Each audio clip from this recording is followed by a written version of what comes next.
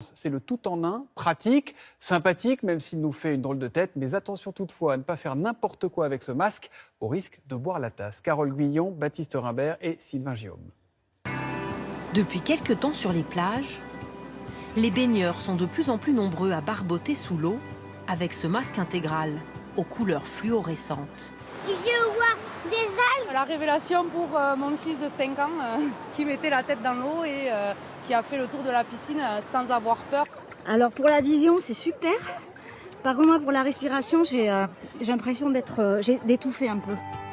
Boire la tasse avec un tuba, manque d'hygiène, masque embué, autant de freins à la balade aquatique qui ont fait naître l'idée d'un masque tout en un. Avec 200 millions de gens qui pratiquent déjà cette activité dans le monde, c'est un marché au potentiel énorme. Vendu aujourd'hui par plusieurs marques, le concept est identique, les prix, eux, varient du simple au quadruple. 24,99 €, 85 € ou encore 100 € pour le troisième un peu plus sophistiqué. C'est dans ce centre d'innovation à Hendaye que le premier d'entre eux est né. Pour donner vie à cette idée, Erwan Lauré a travaillé 5 ans et demi avec une équipe de 60 personnes. En tout, ils ont fabriqué plus de 30 prototypes faits de briques et de broc. Ici, on les appelle les monstres. Le but, c'est de faire en sorte que ça fonctionne. Donc là, vous voyez, on a pris ce qui existait sur le marché, un tuba, un masque à gaz, et on a fait des raccords comme on a pu, juste pour voir si on pouvait respirer sous l'eau comme sur Terre avec ça. Et c'est vrai que quand on voit ces produits-là, ces monstres, on a du mal à imaginer que les gens porteraient ça facilement demain sur la plage. Il a donc fallu donner au monstre fonctionnel une autre apparence avant de pouvoir le commercialiser. 18 mois de travail supplémentaire, d'esquisses, de modélisation en 3D, de mise en couleur pour arriver au produit fini. On passe de quelque chose de très technique, très industriel, à quelque chose de plutôt amusant, finalement. Dissimulé, la technique est pourtant bien là. La respiration se fait normalement par le nez et la bouche. L'air inspiré rentre par un tube au centre du masque. L'air expiré, lui, ressort par un autre chemin sur les côtés du masque. Un double flux d'air qui permet aussi d'éliminer la buée. Pour ne pas boire la tasse, le masque est équipé d'une boule qui obstrue le tuba lorsqu'il est immergé. Pour arriver à ce résultat, plus de 200 heures d'essai ont été nécessaires dans ce bassin. Innover encore et encore avec un objectif, conquérir une clientèle toujours plus large. Aujourd'hui, Erwan Lauré teste un nouveau prototype. Donc le principe, comme chez l'ophtalmo, on va te dérouler devant tes yeux, toi tu vas être dans l'eau, différentes tailles de lettres. Une correction optique amovible qu'il aimerait un jour adapter au masque intégral.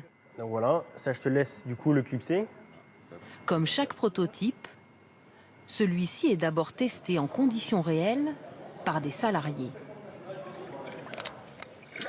À quelques mètres de distance, la jeune femme va-t-elle réussir à lire? H, I, L, F, V. Je suis myope à la base, donc sans mes lunettes de vue, les lettres que m'a montré Erwan, je ne les aurais pas vues. Et là, j'ai pu les lire facilement. Ce masque intégral peut-il remplacer les traditionnels masques et tubas? Nous avons posé la question à Christophe Hilpert, moniteur brevet d'état de plongée depuis plus de 20 ans. Point positif. Par rapport au masque qu'on connaît, il est beaucoup moins oxygène. C'est-à-dire qu'on a un champ de visibilité qui est un peu plus grand. Du coup, ça rassure. On n'a pas besoin de faire de dissociation bucco-nasale, donc on va pouvoir respirer facilement par la bouche et par le nez, ce qui pour les enfants est quand même un grand plus. Point négatif selon ce spécialiste, l'usage de ce masque doit être strictement limité à la randonnée aquatique de surface pour 2 raisons.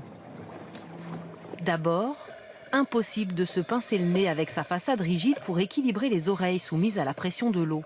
Dangereux donc de tenter de faire de l'apnée, parfaitement réalisable avec un masque traditionnel. Ensuite, en cas d'infiltration d'eau, ce masque impose de remonter à la surface, alors qu'avec un masque classique, il suffit d'expirer par le nez sous l'eau pour le vider. Conclusion. Si on utilise celui-ci en apnée, on risque d'avoir de mauvaises surprises. Donc 2 masques, 2 utilités. Design et fonctionnel, le masque intégral fait des émules, mais chez les professionnels, il ne semble pas prêt de couler les traditionnels masques et tubas. Précisément, si vous en êtes encore aux traditionnelles lunettes de nage et que vous êtes en permanence enquiquiné par la buée, sachez qu'il y a 2 trucs qui ne fonctionnent pas trop mal. Le premier, pas très glamour c'est vrai, c'est de cracher dans vos lunettes. Et le second, c'est d'étaler un petit peu de dentifrice sur les verres et évidemment de les rincer derrière.